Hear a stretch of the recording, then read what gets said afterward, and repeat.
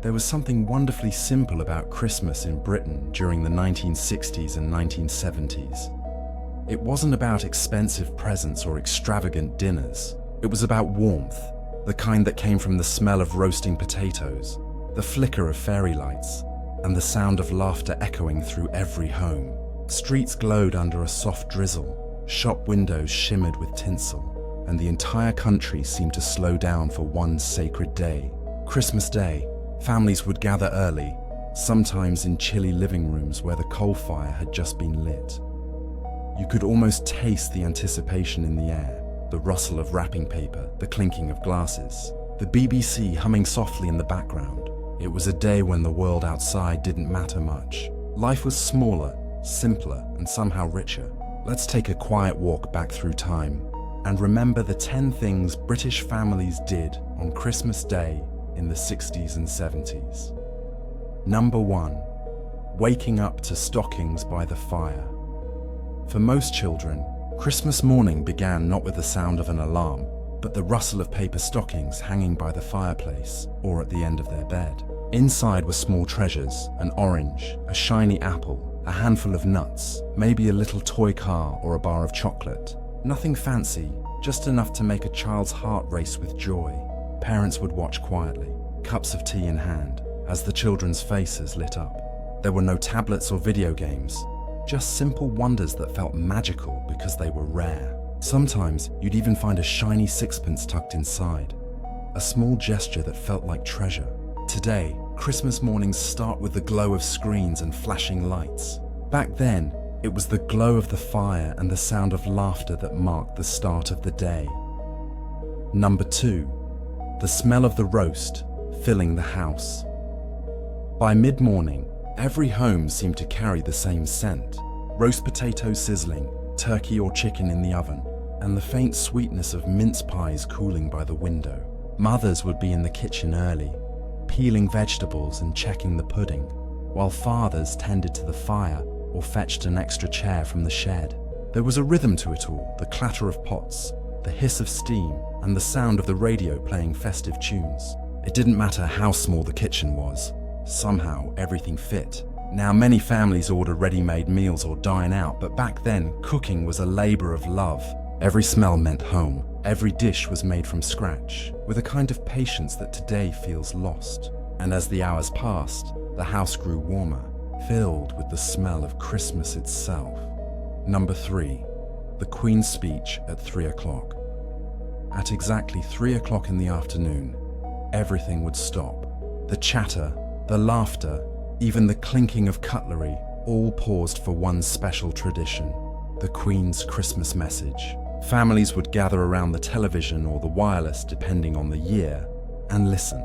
Children might not always understand every word, but they knew it mattered. It felt royal, dignified, a link between every household in Britain. The Queen spoke not just as a monarch, but as a voice of calm and unity, reminding everyone of kindness, faith, and gratitude. For many, it was a rare moment of silence shared across the nation. Now, in an age of endless entertainment, few stopped to listen.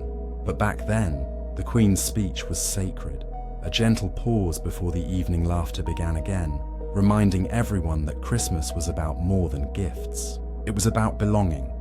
Number 4. Board games and family rivalries. After dinner came the games. The coffee table would be cleared, and out came the classics: Monopoly, Cluedo, Scrabble, or even a deck of cards. Laughter and mock arguments filled the room as families argued over rules, cheered over victories, or sulked over bad luck. Children sprawled on the carpet, half-eaten quality street wrappers scattered around, while uncles pretended not to cheat. There were no mobile phones, no distractions, just the shared joy of time spent together. Even the arguments were part of the charm. These games could go on for hours, stretching late into the evening, until someone finally flipped the board in mock defeat. Today, digital screens have replaced those moments, but in those decades, the living room was alive, filled with faces, voices, and laughter that never needed Wi-Fi to connect. Number 5. Watching the big Christmas Day film. Once the plates were cleared and the games were done, everyone would settle down for the big film of the evening. It could be The Sound of Music, Chitty Chitty Bang Bang, or The Great Escape, something everyone could enjoy, no matter the age. The living room lights would be dimmed, and the glow of the television felt like a hearth of its own. Children would lie on the floor, wrapped in blankets, parents dozing off halfway through, the faint sound of the film blending with the crackle of the fire. There were only 3 channels, yet everyone seemed content.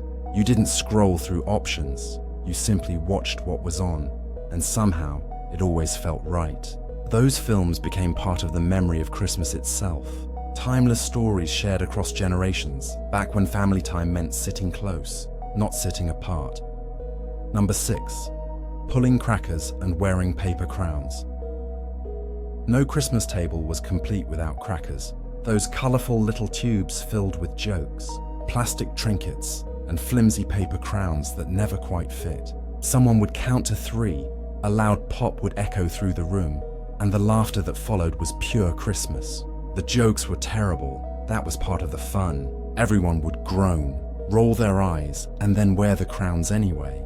Even Grandad, even Mum, everyone looked slightly ridiculous, but that was the point. Now you might find themed crackers or expensive ones with real gifts inside, but back then it was all about the laughter. The paper crowns would stay on for hours, long after dinner was over. They symbolized something bigger, that for one day, everyone was equal, everyone was joyful, and no one took themselves too seriously. Number 7. A walk in the cold evening air. After hours indoors, many families would wrap up warm and take a stroll through the quiet streets. You could see your breath in the cold air, the glow of windows flickering with lights, and the faint sound of laughter from other homes. Children might carry their new toys, testing them out on the pavement. Parents would chat softly, the crunch of frost under their boots. There was peace in those walks. No rush, no noise, just the comforting stillness of a Christmas evening. Today, few do that. Streets are busier, distractions endless. But back then, those walks gave the day its perfect ending. You returned home to a warm house, rosy cheeks, and the gentle hum of the television in the background. It was the kind of quiet you can't buy, the kind that only comes from being content. Number 8. Christmas pudding and the flaming brandy. One of the most unforgettable sights was the Christmas pudding. Dark, dense, and steaming as it was brought to the table. Someone would pour a little brandy over the top and light it. And for a few magical seconds, the pudding glowed in blue flames. Everyone would cheer as it flickered and faded. Inside there might be coins or charms, little surprises hidden within. It was rich, heavy, and often followed by a sigh of satisfaction and a loosened belt. Today, you can buy ready-made puddings from the shops. But back then, it was a recipe passed down, steamed for hours, made with patience and care. It wasn't just dessert, it was a ritual, a performance, and a memory all in one.